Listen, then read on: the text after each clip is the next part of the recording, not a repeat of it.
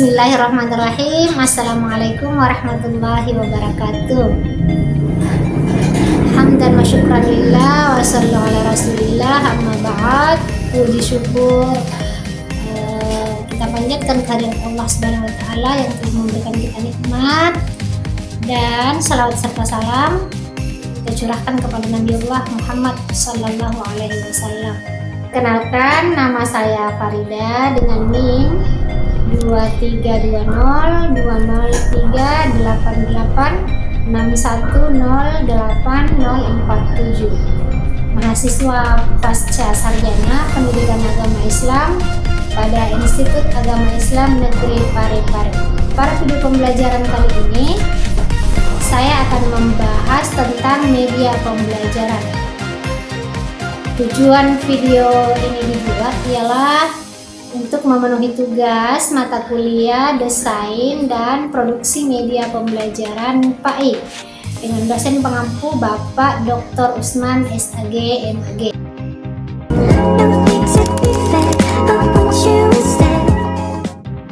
Sebelum kita membahas lebih jauh tentang media, mari kita lihat pengertian media menurut bahasa dan istilah. Yang pertama adalah menurut bahasa, kata media berasal dari bahasa Latin, yaitu medius. Kata medius adalah tengah, perantara, atau pengantar.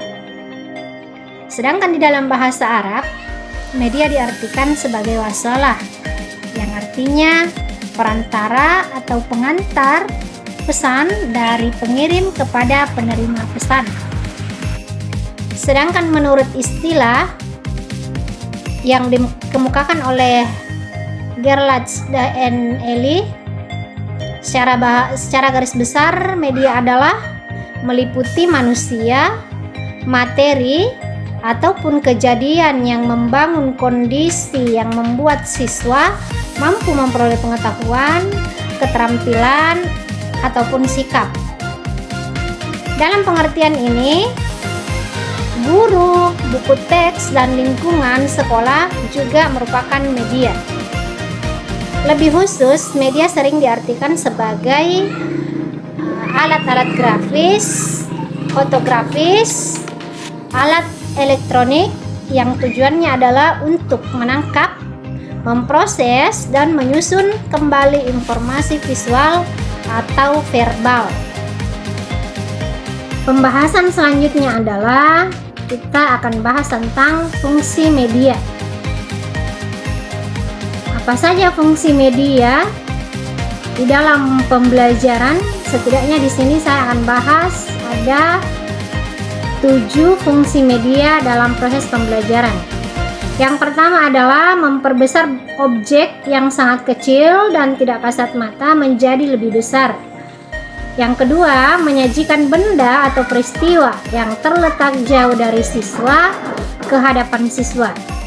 Kemudian, menyajikan peristiwa yang kompleks, rumit, berlangsung dengan sangat cepat atau sangat lambat menjadi lebih sistematis dan sangat sederhana.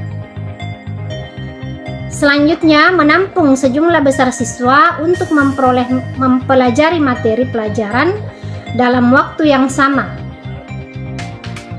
Kemudian, menyajikan benda atau peristiwa berbahaya ke hadapan siswa, meningkatkan daya tarik pelajaran dan perhatian siswa. Dan yang terakhir adalah meningkatkan sistematika pembelajaran. Menurut Kem dan Dayton, media pembelajaran dapat memenuhi 3 fungsi apabila media tersebut digunakan untuk perorangan, kelompok, atau kelompok pendengar yang besar jumlahnya, yaitu yang pertama, memotivasi minat atau tindakan. Untuk memenuhi fungsi motivasi, media pembelajaran dapat direalisasikan dengan teknik drama atau hiburan. Hasil yang diharapkan adalah melahirkan minat dan merangsang para peserta didik atau pendengar untuk bertindak. Pencapaian tujuan ini akan mempengaruhi sikap, nilai, dan emosi. Yang kedua, fungsi media menurut Kem dan Dayton adalah menyajikan informasi. Untuk tujuan informasi, media pembelajaran dapat digunakan dalam rangka penyajian informasi di hadapan sekelompok peserta didik. Isi dan bentuk penyajian bersifat umum, berfungsi sebagai pengantar ringkasan laporan atau pengetahuan latar belakang. Nah, ketika mendengar atau menonton bahan informasi, para peserta didik umumnya bersifat pasif. Partisipasi yang diharapkan dari peserta didik hanya terbatas pada persetujuan atau ketidaksetujuan mereka secara mental saja, atau terbatas pada perasaan tidak senang, netral, atau senang. Kemudian fungsi yang terakhir adalah memberi instruksi. Media berfungsi untuk tujuan instruksi, di mana informasi yang terdapat dalam media itu harus melibatkan peserta didik, baik dalam benak atau mental maupun dalam bentuk aktivitas yang nyata, sehingga pembelajaran dapat terjadi. Di samping menyenangkan, media pembelajaran itu juga harus dapat memberikan pengalaman yang menyenangkan dan memenuhi kebutuhan perorangan peserta didik. Baik, pembahasan selanjutnya adalah manfaat media pembelajaran. Ada 2 manfaat media pembelajaran. Yang pertama manfaat umum, yang kedua manfaat praktis. Di sini kita akan bahas manfaat umum. Yang pertama, lebih menarik. Jadi maksudnya adalah pembelajaran akan lebih menarik perhatian siswa sehingga dapat menumbuhkan motivasi belajar siswa. Yang kedua adalah materinya jelas. Nah, dengan menggunakan media pembelajaran, materi ajar akan lebih jelas maknanya sehingga mudah dipahami oleh siswa dan memungkinkan mereka mencapai tujuan pembelajaran. Manfaat selanjutnya adalah tidak mudah bosan. Jadi di sini siswa tidak akan mudah untuk bosan dalam proses pembelajaran, karena metode yang dipakai dalam proses belajar mengajar akan lebih bervariasi. Tidak hanya komunikasi verbal saja, melainkan ada media yang kita siapkan. Selanjutnya adalah siswa lebih aktif. Nah, siswa itu banyak melakukan kegiatan belajar. Kenapa demikian? Karena siswa tidak hanya mendengar guru menjelaskan, akan tetapi juga siswa aktif dalam kegiatan belajar mengajar seperti mengamati dan melakukan demonstrasi.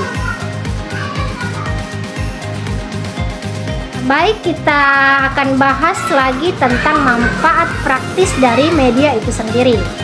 Ada 3 manfaat praktis yang akan kami bahas di sini mengenai media. Manfaat media yang pertama adalah meningkatkan proses belajar.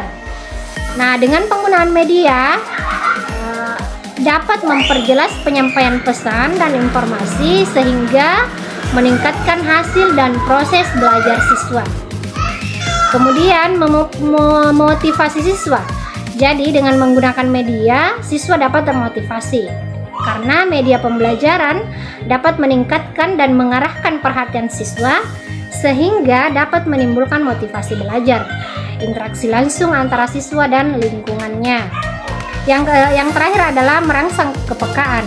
Media pembelajaran dapat mengatasi keterbatasan indera, ruang, dan waktu. Selanjutnya kita akan bahas beberapa jenis media yang biasa digunakan dalam proses pembelajaran. Yang pertama itu adalah media visual seperti gambar, diagram, grafik yang dapat membantu kita dalam memahami konsep.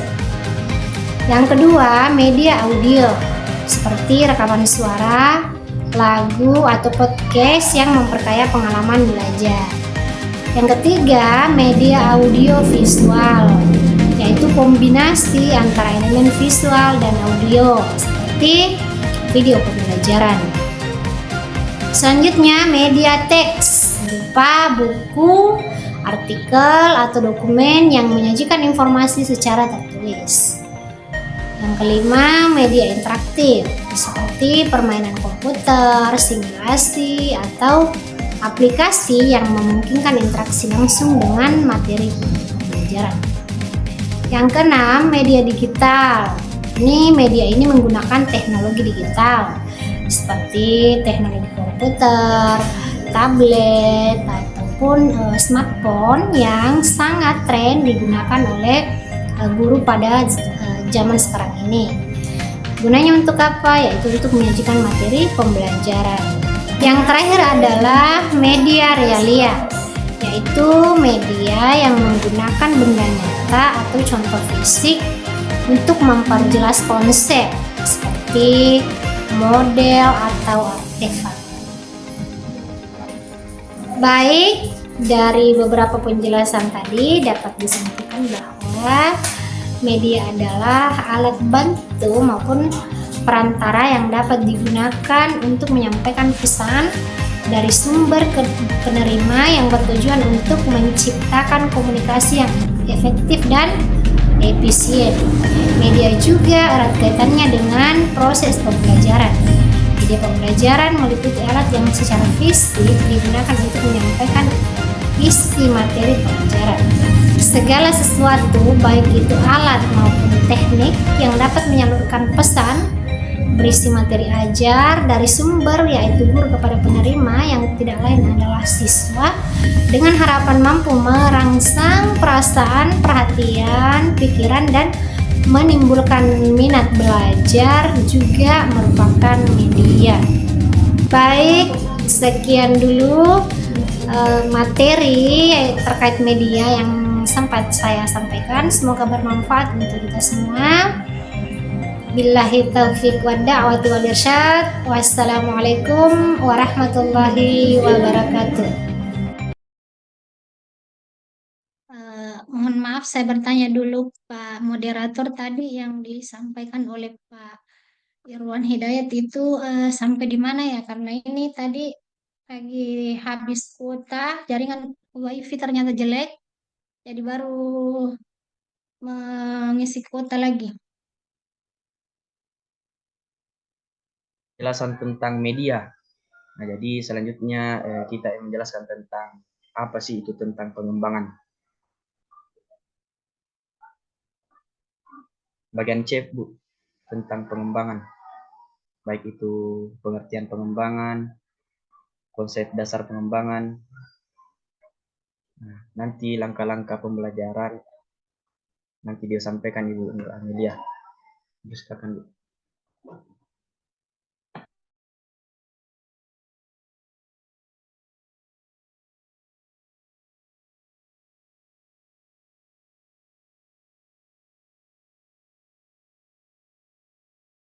Baik, terima kasih. Insya Allah akan saya paparkan mengenai pengembangan. Yang pertama itu adalah definisi tentang pengembangan.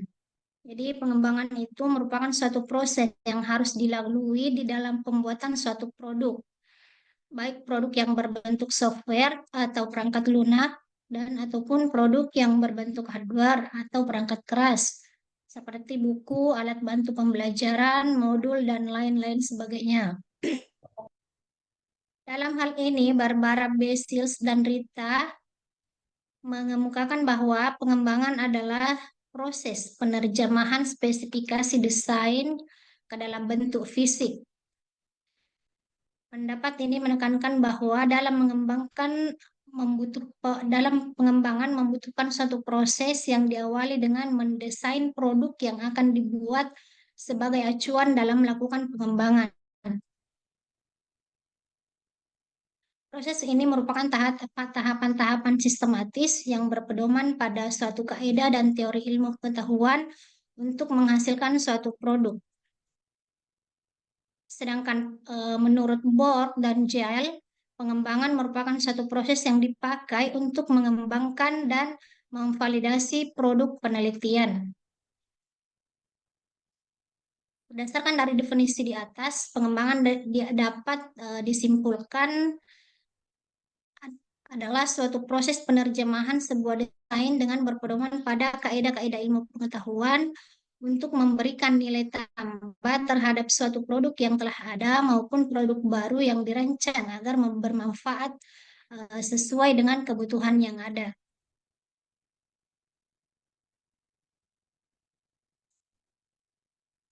Nah, kemudian pengembangan instruksional itu ada tiga. Yang pertama desain yang bagi seorang pengembang instruksional berfungsi sebagai cetak biru atau blueprint bagi ahli bangunan. Kemudian produksi yang berarti penggunaan desain untuk membuat program instruksional. Kemudian validasi yang merupakan penentuan kualitas atau validitas dari produk akhir. Nah, selanjutnya adalah konsep dasar pengembangan.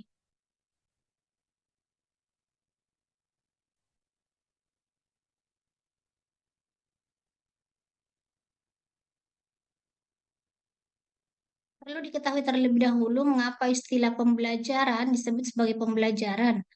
Jika pembelajaran mengacu pada aktivitas guru semata, maka dalam pembelajaran aktivitas siswa yang pengembangan aktivitas siswa yang lebih diperhatikan. Adapun pengertian desain pembelajaran menurut Syaiful Sagala adalah pengembangan pembelajaran secara sistematik yang digunakan secara khusus teori-teori pembelajaran untuk menjamin kualitas pelajaran itu sendiri.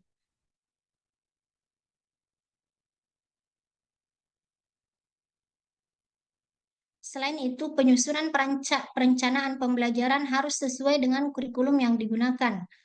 Untuk itu, proses desain pembelajaran ini berawal dari pemahaman awal guru terhadap kurikulum sekolah, identifikasi ketersediaan waktu yang efektif, disesuaikan dengan kalender pendidikan, kemudian program tahunannya, selanjutnya program semester, dan RPP-nya atau ulangan dan juga ulangan harian, serta hal-hal lain yang mendukung.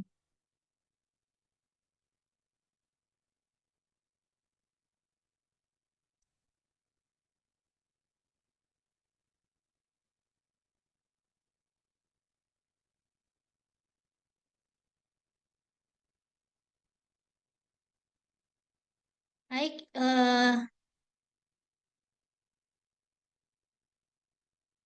di sini juga akan saya sampaikan tentang model-model yang tergolong sebagai model yang berinteraksi pada produk. Biasanya ditandai dengan 4 asumsi pokok. Yang pertama yaitu produk atau program pembelajaran yang memang sangat diperlukan. Yang kemudian produk atau program pembelajaran baru memang perlu diproduksi. Kemudian produk atau program pembelajaran memerlukan proses uji coba dan revisi. Yang terakhir adalah produk atau program pembelajaran dapat digunakan walaupun hanya dengan bimbingan dan fasilitator. Unsur desain pengembangan pembelajaran itu ada 4, yaitu siswa, kemudian metode, kemudian tujuan, dan juga evaluasinya. Saya kira itu saja yang dapat saya sampaikan. Saya kembalikan ke moderator. Abe, Pak Moderator, bisa saya jawab? Iya, silakan Ibu Faridah. Iya, di sini saya akan menjelaskan tentang apa sih tujuan kita mempelajari model-model pembelajarannya. Nanti model terkait dengan model pembelajaran Bakar dan School bisa ditambahkan oleh teman-teman. Jadi pada dasarnya tujuan kita mempelajari model-model pembelajaran itu begitu banyak, betul begitu banyak seperti yang dikatakan tadi Ibu Mufidah Aulia, begitu banyak model-model pembelajaran yang kita apa namanya yang kita ketahui, tapi apakah sebenarnya tujuan kita untuk mempelajari model tersebut? Jadi tujuan kita untuk mempelajari model-model tersebut sebenarnya adalah bagaimana supaya tujuan pembelajaran yang ada di dalam perumusan atau rencana kegiatan kita dalam proses pembelajaran, dalam hal ini dalam RPP, bisa tercapai. Jadi model itu sendiri merupakan bingkai dari pengaplikasian suatu metode, pendekatan, dan teknik pembelajaran. Jadi bingkai besarnya dalam melakukan perencanaan proses pembelajaran itu adalah dimulai dari pemilihan model dulu. Misalnya tujuan pembelajaran kita apa?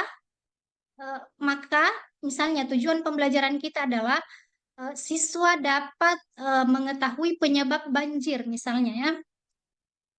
Nah, kita setidaknya di sini sudah mampu memilih model apa yang cocok dengan tujuan pembelajaran kita.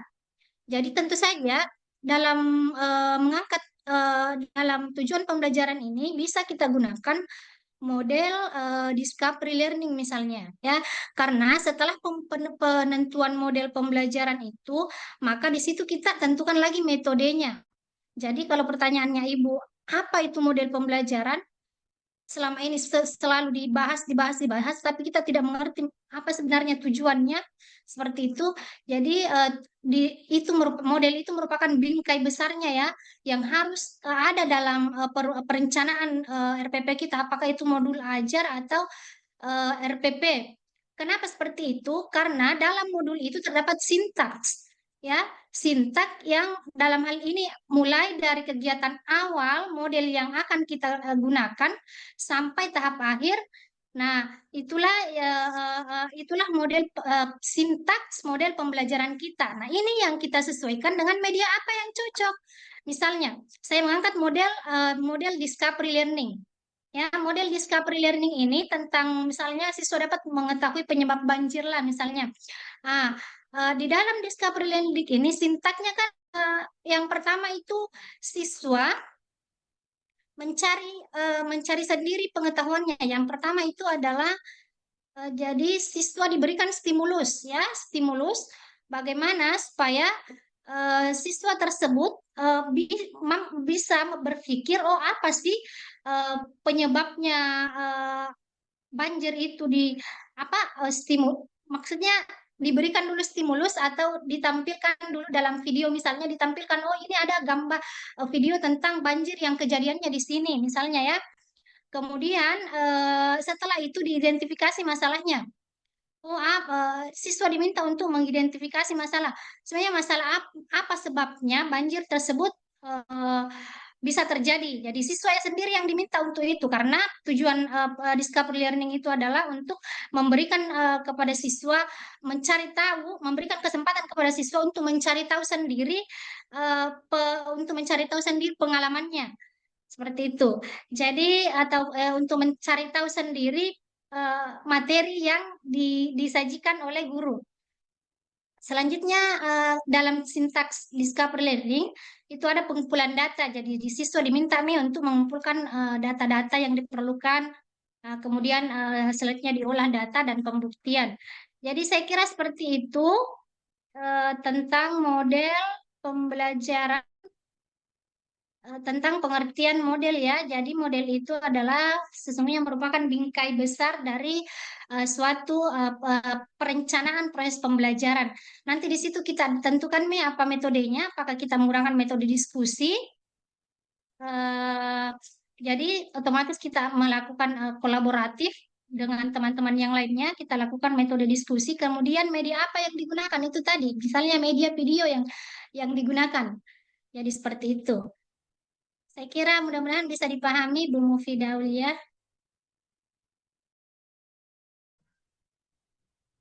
Oke, terima kasih kepada Ibu Faridah yang telah menjelaskan tentang apa sih tujuan dari setiap model.